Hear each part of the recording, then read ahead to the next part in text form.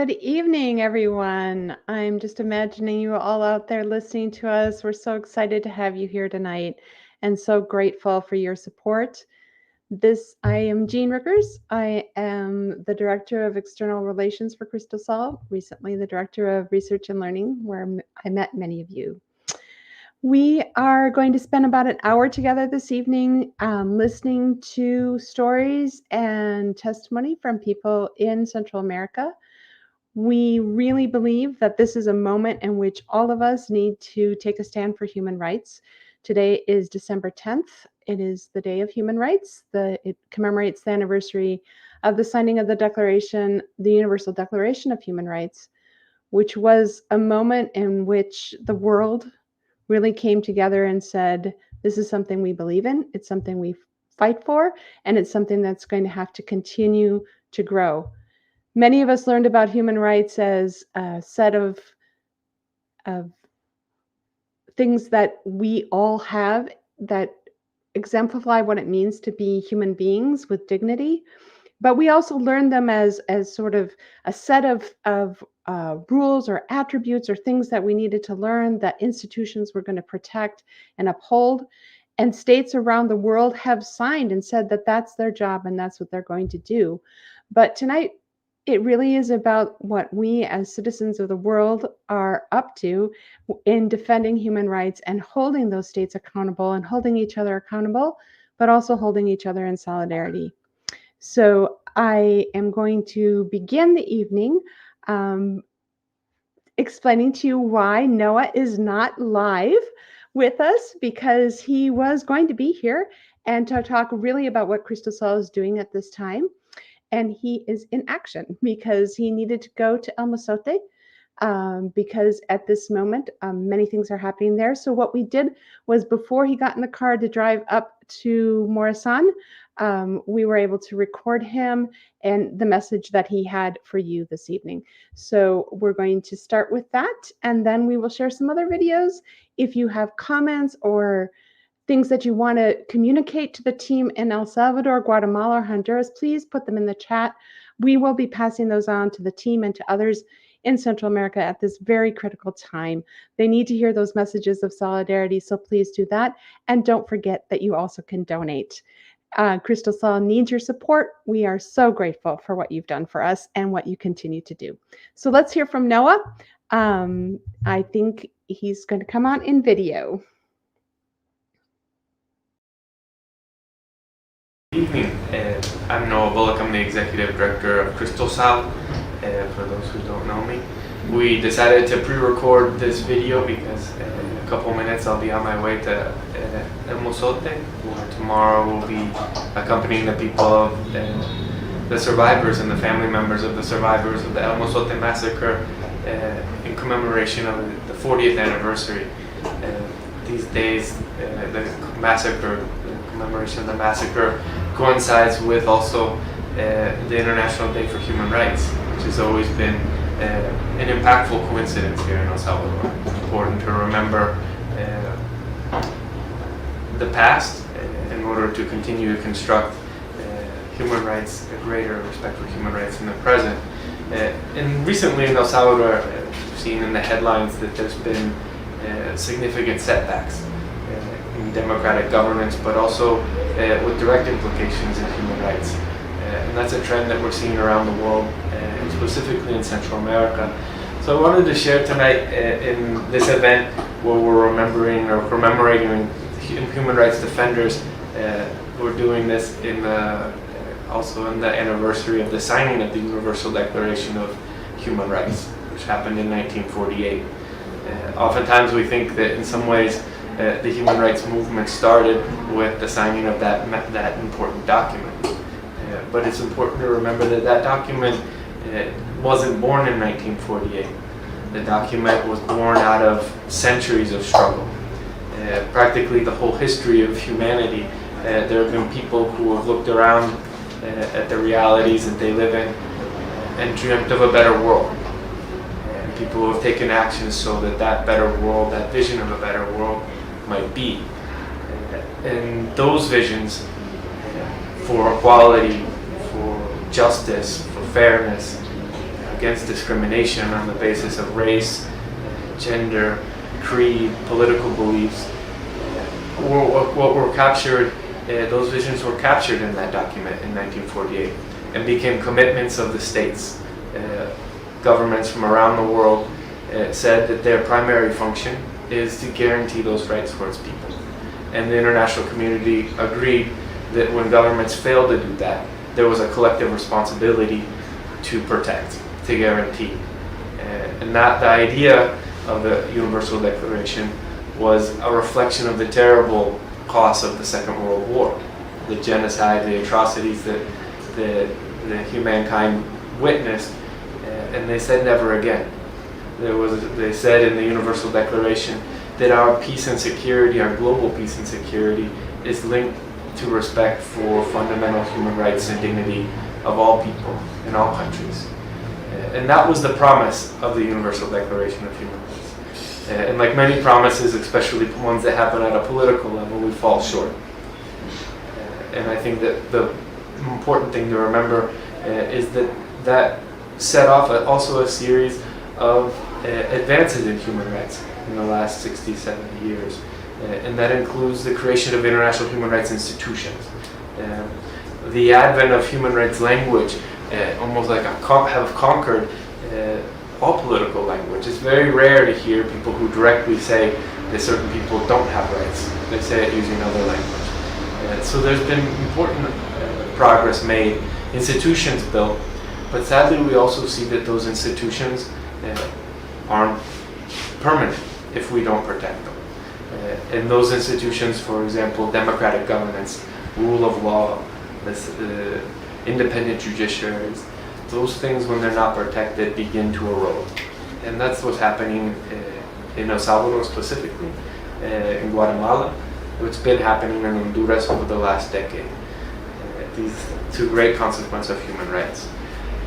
And so I think what I wanted to sort of reflect on a little bit is when institutions fall, when they fail, what's left for people to protect rights? And in some ways, there's an optimistic vision that comes out of that reflection, and that is that what's left of what's always been, a human rights movement. So the importance of this, they are the people, the dreamers, the people who dared to do something so that the world might, so the significance of this, they are the people, the victims, the dreamers, the people who had a vision of a better world and decided to do something so that it might be. And that's what we have. As institutions around us are weakening, institutions that were set up to guarantee rights fall short, we have the human rights movement. And when I think about that reflection, the historical reflection, and think about the mandate that Cristosal has, we've said for many years now that Cristosal's mandate is to accompany victims of human rights violations and grave violence. But I think in this context we understand in new terms what our mandate is, and that is better expressed in Spanish in some ways. But what we've been saying lately here in Central America is that Cristosal's mandate is to acuerpar a movimiento de derechos humanos, which means literally to support the human rights movement. But the word acuerpar gives a sense of giving body to it. Cristosal's leadership, Cristosal's strength, Cristosal's tenacity gives body to the human rights movements in Central America, to the people, the victims, claiming justice, protection, reparations. That's what we're called to do in this new context. And the evidence of that is that people look for Cristosal in the countries where we serve for that accompaniment, for that embodiment. Recently, for example, in El Salvador, potentially millions of people have had their identity stolen from a government company that was set up called Chivo Wallet. And Cristosal was asked to provide legal representation to a collective demand against that massive fraud. And when we opened up a process for people to ask for assistance, over 1,000 people asked Cristosal to provide legal assistance to them, and almost 700 signed over legal representation to Cristosal. And the lawyers who were working in that process asked at the end of the interviews with each one of the people who signed the legal powers over to Cristosal, they closed the interview by saying, Cristosal is very grateful for your trust in us. And the overwhelming response has been that no, we're the ones who are grateful for you all. Without you, we would be afraid to seek justice. We see that also in Guatemala, where our teams have provided legal defense of human rights defenders, like the human rights ombudsman, the adjunct ombudsman, Talia Maceli, who's being criminalized. They've fabricated 4 criminal charges against her, and our legal team is providing the legal defense. Also, our legal team in Guatemala helped to investigate the killing of a trans, one of our partners, a trans leader from Trans organization in Guatemala City. And working with the public ministry in Guatemala, we've actually been able to provide evidence to help find justice in that case.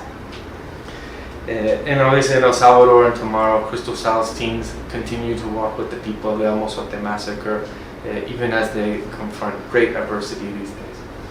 And so I just wanted to remind us that that's what we do. We walk with, we provide body to human rights movements. And that's in a context where human rights, or the right to defend human rights, is literally under attack. In El Salvador, for the last few months, we've been witnessing from the highest levels of the government narratives that have been put out to try and delegitimize human rights work in the eye of the public opinion. They put out the idea that somehow human rights organizations are corrupt or foreign agents, or that human rights work is the work of the political opposition. They've tried to build these narratives to delegitimize our work so that they can close that space to defend human rights. Literally, they proposed a law to criminalize, that would effectively criminalize human rights work. The law has not yet been passed, but it continues to be a serious threat. When we think about these actions in the historical context as well, we know that dehumanization of groups or individuals is the antesala. It's the first step before you can commit human rights violations against them. So if you can prove in the public opinion that people are something slightly less than human, later the actions that you take against them would be justified. That's one of the concerning trends that we see here in the region, specifically in El Salvador, with these narratives and these actions against human rights organizations, human rights defenders. There's a dehumanization, an intent to dehumanize people who would speak out in defense of the rights of others. And that's why now we have to actually speak out in defense of the rights of those who defend rights. In conversation with colleagues, the people who are at most risk, in fact, are actually women. Women journalists, female lawyers, human rights defenders who are women tend to be attacked with more veracity, with more violence, a gender-based violence toned against them. It's a trend that's very concerning to all of us. But also we see attacks against community leaders, people who speak out against mega projects, development projects, housing projects, dams, agricultural projects, become subjects and targets of violence as they try and defend their right to water, their right to ancestral lands. These are trends that continue to concern all of us. And obviously the organizations themselves have come under attack. And in this context, where there's an absence of rule of law, there's really little hope for an independent judiciary to protect rights.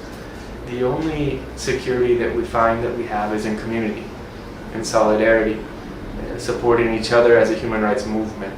And so that's what we're working for now, to continue to build a stronger,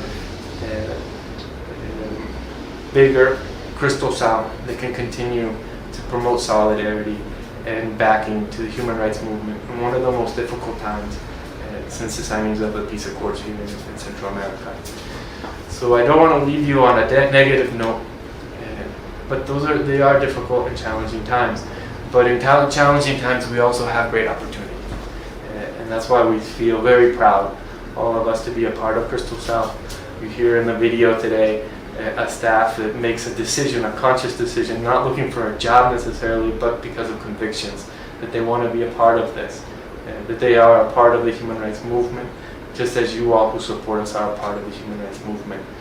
This is one of the most important times for us to defend standards, because it's right, and because it's important, and because if we don't, then we suffer the setbacks that leave people vulnerable to abuses of power and violence. So I encourage you to continue to provide support to Cristosal, to provide support to other human rights organizations in your community, because this is the struggle of our times, to defend the human rights standards, a vision of a world where our collective security is based on the fundamental respect for the dignity and rights of all people.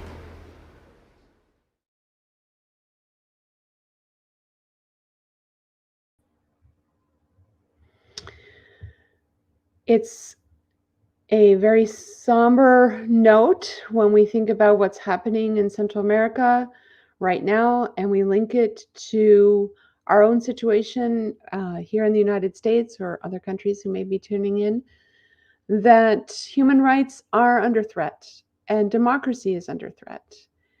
And it's easy to become so concerned that we feel paralyzed and we don't know what to do.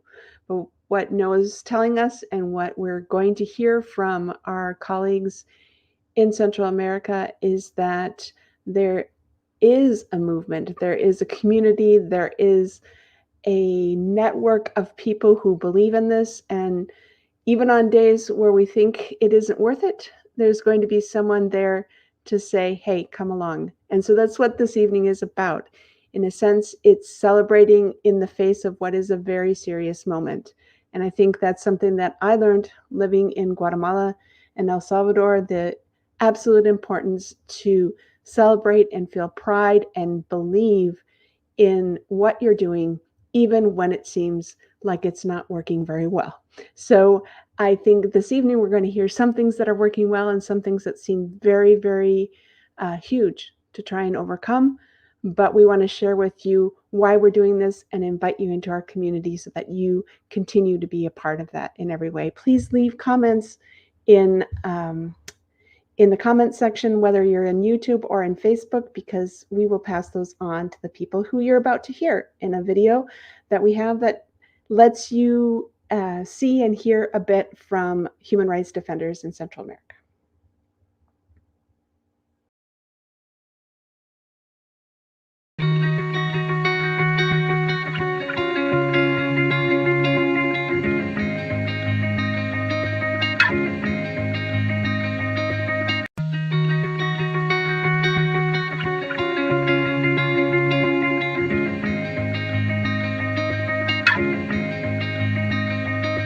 Yo siento, y esa es mi perspectiva, que en Cristosal tengo la oportunidad y voy a tener la oportunidad, si se me permite, de generar procesos de incidencia que tengan más impacto en la gente, porque creo que Cristosal no tiene miedo a eso.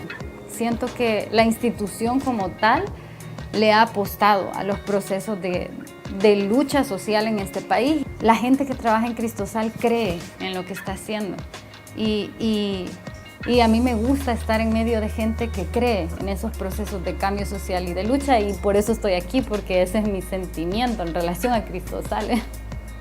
Y quiero luchar para que las cosas que hagan impacten a los demás. Me veo con un rol activo en los procesos de cambio en este país. Reconozco a los diferentes líderes que hay a nivel de país. David Morales es uno de ellos. Aquí en Cristosal también está Zaira, Ruth.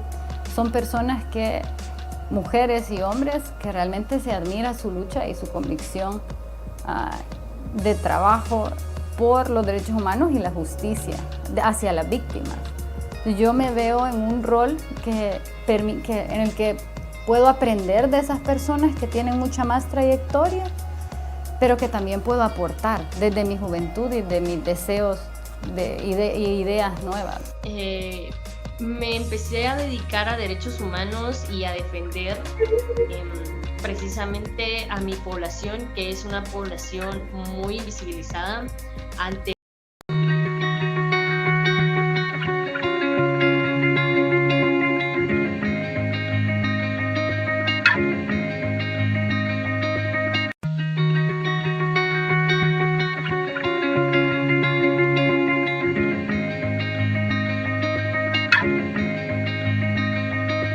Yo siento, y esa es mi perspectiva, que en Cristosal tengo la oportunidad y voy a tener la oportunidad, si se me permite, de generar procesos de incidencia que tengan más impacto en la gente, porque creo que Cristosal no tiene miedo a eso.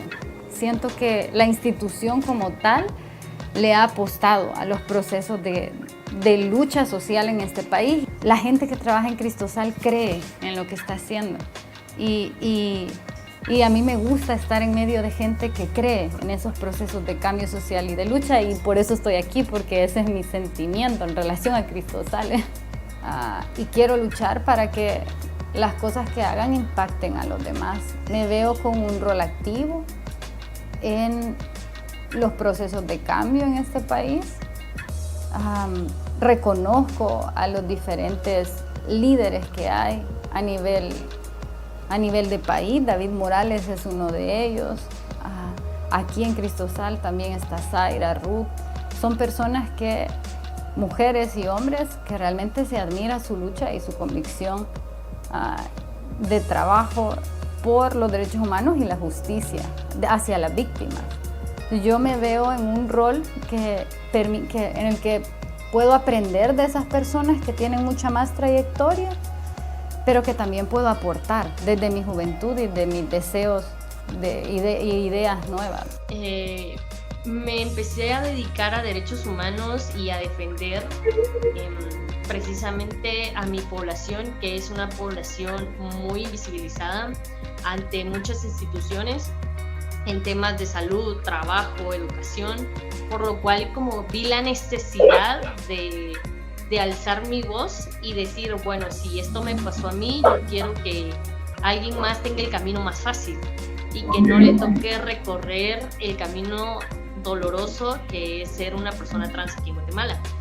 Y ahí fue donde me involucré mucho en incidencia política aquí en Guatemala y llegué a muchas organizaciones precisamente que defienden derechos humanos, y ellos me dieron como el impulso para saber qué era lo que quería hacer y enfocarme en defender derechos humanos de población en general para que esto no vuelva a suceder, ¿verdad? O sea, no solo estoy involucrada en procesos formativos que hay, sino también en crecimiento de las personas. Porque no es solo que la gente se informe sobre las cosas, sino que busque trabajarse a sí misma, porque involucrarse en derechos humanos es un proceso. Es un proceso que va a durar de aquí hasta que te muras, porque ya pasas a otro plano no humano, pues. Y mientras sí sos humano, tenés que luchar por ver y entender qué es lo que implica esa humanidad en una sociedad como la que vivimos ahora. Entonces, en relación a procesos humanos, a mí me gusta ver un montón la gente y el entusiasmo, no solo cuando están en los procesos formativos, sino de verles el entusiasmo de querer seguir aprendiendo y crecer y organizarse, incidir. Eso a mí ha sido últimamente lo que más me ha hecho sentir pasión por lo que hago. Los problemas estructurales que tenemos en nuestro país, en muchos, en El Salvador y en los países con los que Cristosal trabaja, a veces son complejos y son muy complejos. Entonces decimos, ok, no podemos salvarlos a todos, pero si yo salvo uno, como dicen, salvo el mundo. O sea, si trabajo con una familia, la familia se puede apropiar de sus derechos. Esa es mi mayor satisfacción. Ver los casos de éxito, ver cómo la sonrisa de un chico, por ejemplo, que se le vulneró su derecho a la salud desde hace más de un año de la pandemia con una operación, o sea, andaba básicamente, tenía que utilizar bolsas de colostomía, y el poder acompañar a esta persona para que en el hospital le puedan atender y luego recibir una respuesta positiva y ver las lágrimas de ese chico y la sonrisa, o sea, es algo que no tiene precio. es algo que uno dice, para esto nací, en esto estoy y quiero seguir haciéndolo. Entonces, ahí es donde uno se da cuenta de que las cosas sí funcionan. A veces tiene la incertidumbre de decir, puchica, y este plan y estas cosas que estamos pensando realmente van a servir, porque uno dice, la crisis está bien difícil, pero cuando uno ya está con las familias, con las personas, ellos acá, en cada momento la gente te agradece, y uno siempre le recalca, es su derecho poder acceder a la salud, es su derecho que usted tenga estos servicios. Entonces, realmente uno ve, esas son de las experiencias que a mí más me marcan, el ver la satisfacción de alguien que pudo, de tanto esperar, que uno pues pudo estar ahí con esa persona.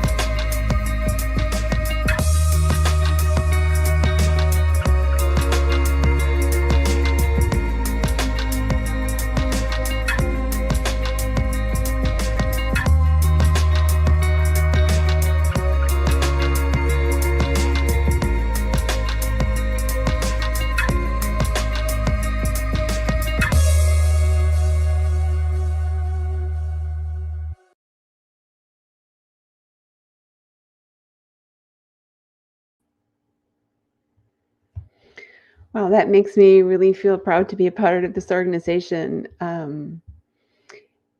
It sometimes seems that time flies by and you don't realize that you're now one of the generation that's looking at younger people saying, wow, I was never that smart. I was never that committed. I was never that strong and brave. And you just want to support them. And I hope that you feel the same way that I do, that it's really an important thing to support this generation of young human rights defenders that see a future that we won't be a part of, and even their children may not be a part of, but we have that vision and we can share that vision with others and say it's worth fighting for, it's worth working for. Please consider donating for Cristosal. I think we have the link in the comment section. As we continue to look at the videos, you can click on that now, or you can click on it as soon as this is over, but we really do appreciate your support. You're what makes this happen. And as we think about that change and that shift from the time of the Civil War, for example, in El Salvador, when many of us became aware of the human rights violations that were taking place in Central America, we recently remembered the murder of the 4 North American church women. And that was maybe for many of us, for me for sure, was a first moment in which I realized we are linked. We are linked and we are connected. And the struggle to protect the dignity of human beings is something we all share. David Morales, my colleague, has been mentioned a few times here, and he, like others of our generation, during that time of the war, were put at grave risk to defend rights of struggling communities and people who were targeted by death squads and by the military. And from that time on, I think many of us sort of saw those people as our examples and people we wanted to follow. And we wonder, how is a new generation going to take that up in this new context in which the threats may look different, but the seriousness of the cause is there, and what's at stake is just as huge, because what's at stake are the lives and dignity of human beings. So this next video tries to touch on that a little bit. We asked our colleagues to tell us, how does this happen? How do things move to a new generation? And we'd like to share that with you now.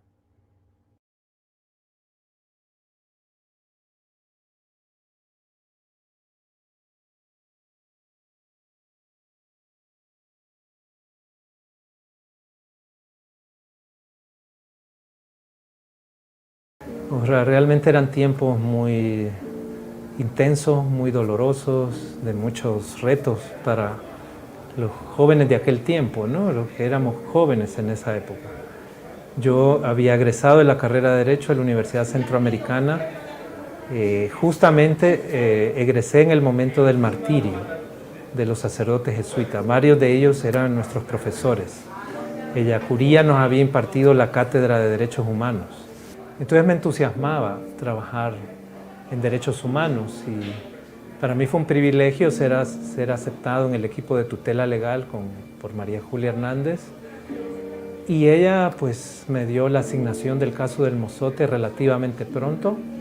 Creo que lo que sí me cambió la vida fue conocer a las personas, a las víctimas sobrevivientes. O sea, eran personas que habían sufrido tanto, que venían de una destrucción absoluta, pero que eran capaces de construir esperanza y con una capacidad de lucha y un ánimo de reconstruir el país. Es imposible no vincularse a sus causas. Y creo que por eso no pude yo irme nunca del caso y de alguna u otra manera yo retorné. Estuve 10 años en la Procuraduría hasta que cerré ese ciclo en 2005 y tuve la oportunidad de volver a tutela legal y acompañar a María Julia en este caso de la masacre del Mozote y también el seguimiento internacional al caso de Monseñor Romero, entre otras actividades, y fueron los 2 últimos años de vida y de lucha de María Julia. Y creo yo que la vida me dio esa oportunidad de estar con ella en esa etapa final, apoyando, ¿no? Sí creo que hay un movimiento importante de derechos humanos en El Salvador, donde hay liderazgo de jóvenes, y creo yo que un trabajo de nosotros, los que venimos de esta época, de las escuelas, de la lucha de los derechos humanos durante la guerra, es precisamente usar esta experiencia para fortalecerlos. Cristosal, al menos mi experiencia desde 2017, ha puesto un énfasis a incorporar personas jóvenes que interactúan con algunas personas que tenemos mayor experiencia en este tema de las luchas por los derechos humanos y que ha funcionado como una especie de escuela para la experiencia en la lucha por los derechos humanos en los que la organización se ha involucrado. Así que creo que ha sido eso, una experiencia y una escuela importante para lograr compromiso de jóvenes por los derechos humanos. Y creo que no solo desde Cristosal, sino ya desde otros ámbitos donde se han posicionado, vamos a ver frutos de ese trabajo. No, en serio, estoy grabando. Siento de que actualmente, sobre todo debido a la situación, los grupos de la sociedad civil comienzan a emerger nuevamente, comenzamos a ver nuevamente protestas, concentraciones. Ya no sigue siendo la misma generación de personas que callaban y aceptaban, sino que nuevamente van emergiendo esas generaciones que se pronuncian, que quieren hacer escuchar su voz, y sí me siento parte de esa nueva generación. Me inspira en primer lugar las víctimas. A mí me motiva mucho ver cómo, a pesar de todo lo que han sufrido a nivel personal, de los obstáculos que han tenido a nivel del proceso judicial, ellos siguen de pie. Y si aún ellos con tantas dificultades han podido mantenerse de pie, siento de que es aún más motivante para mí, sabiendo que puedo ayudar, puedo aportar a su causa, poder seguir en ese caso. En agosto de este año se conmemoró la masacre del Calabozo, el día domingo.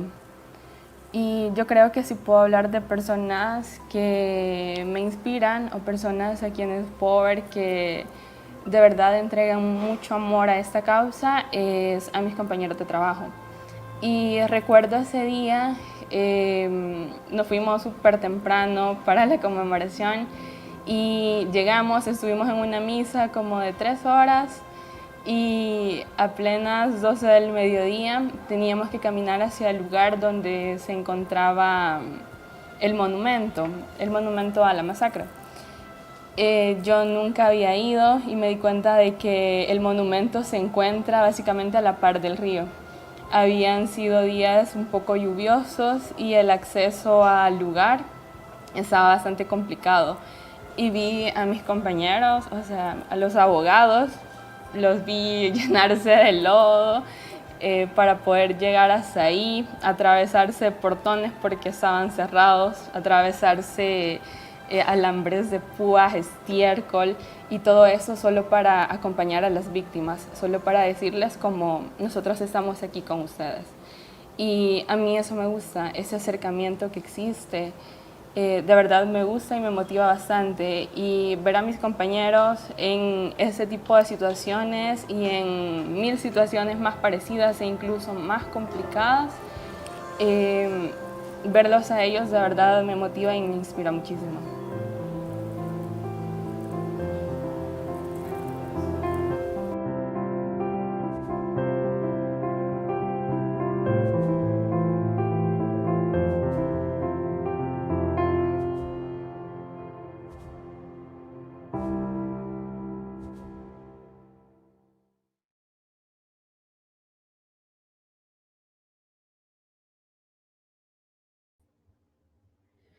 I want to thank everybody for your wonderful comments. And for those of you who've made donations, thank you so much. We are really grateful for that. And as Brenda said in that video, there are those who inspire us, and some of them have gone before us. Some of them are right beside us.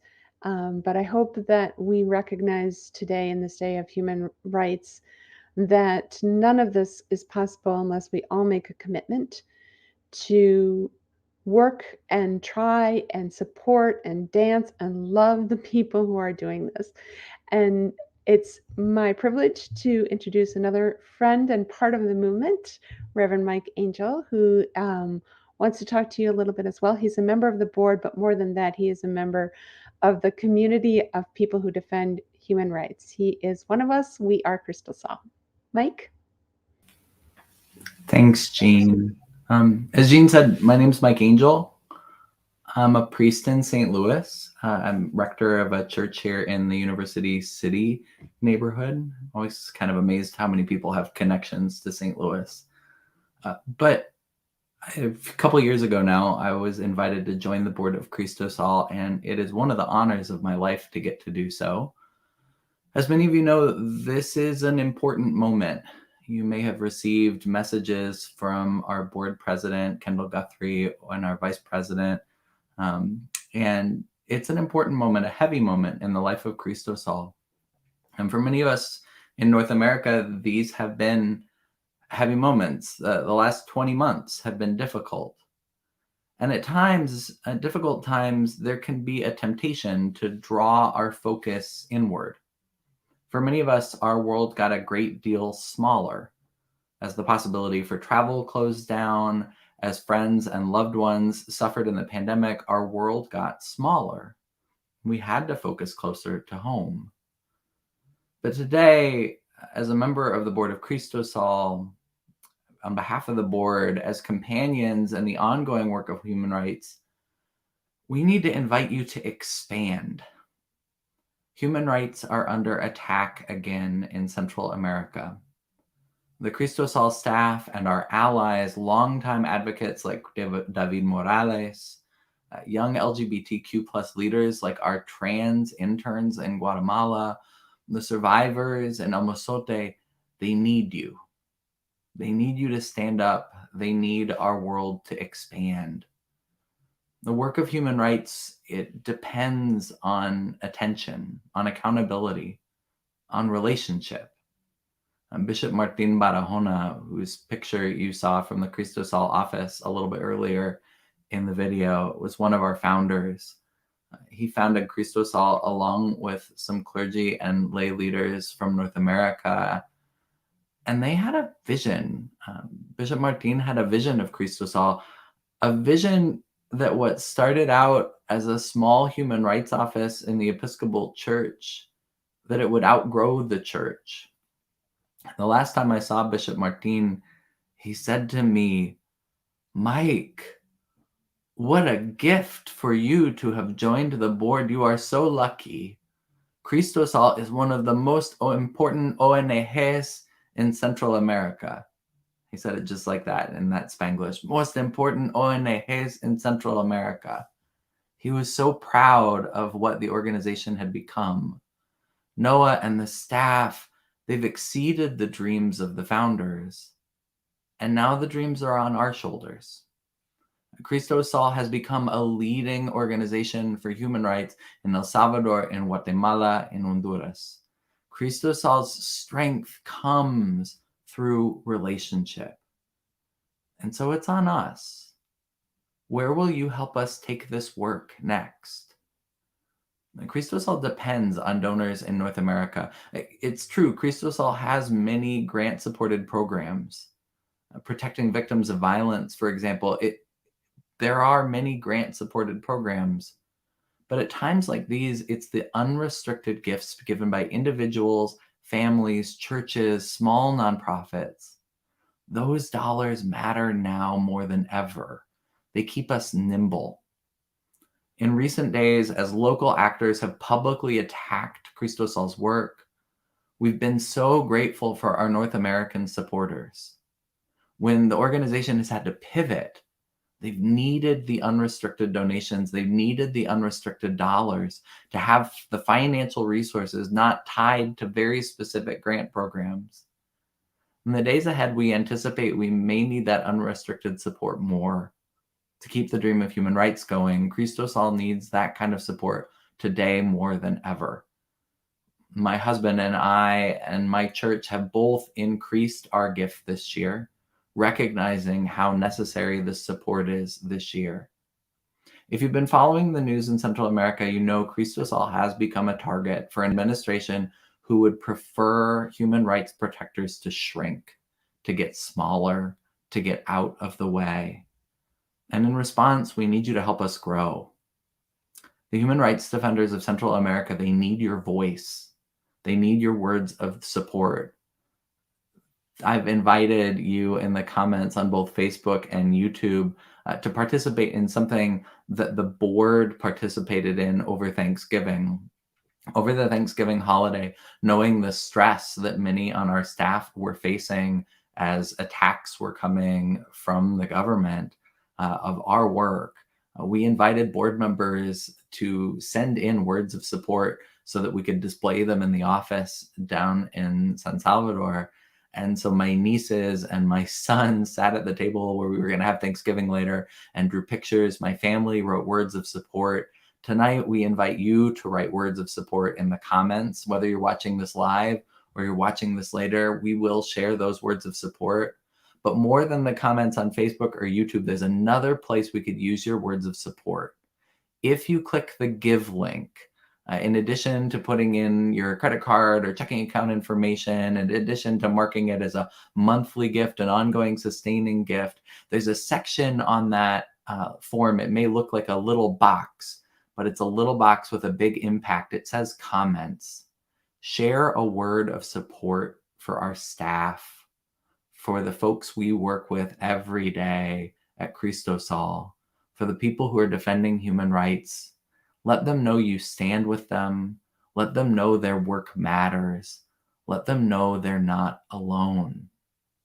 And Cristosal was an organization born out of a relationship, born out of a shared dream that the people in El Salvador, that the people in the Northern Triangle would not feel alone when they were working for human rights. And so tonight I want to finish by saying thank you. Thank you because I know how many of you have supported this work for such a long time. I want to say thank you because I know how many of you have invited friends to watch for the first time. We'll be sharing this video in the days to come, emailing it to colleagues, sending it on to family members. And I want to say thank you. Thank you for the work that you are doing. Thank you for letting our staff and the people we stand with each day know they don't stand alone. Thank you. Thank you for joining us this evening.